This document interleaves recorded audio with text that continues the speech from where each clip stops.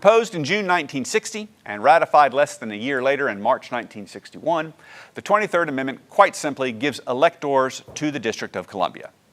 Put another way, the 23rd Amendment allows residents of Washington, D.C. to have a voice in electing the President and Vice President of the United States.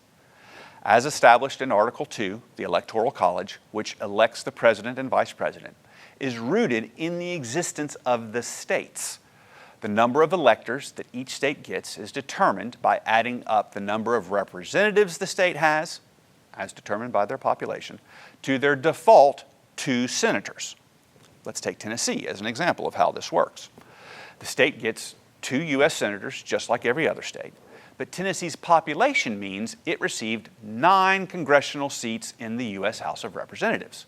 Thus, 2 senators added to the 9 representatives means Tennessee gets 11 electoral votes. But Washington, D.C. was not and is not a state. It is a federal district. Therefore, it has no representation in Congress and therefore no electoral votes.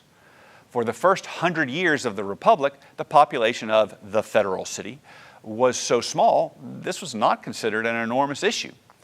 But Washington grew during the Civil War, and by the turn of the century, talk about voting in presidential elections had begun.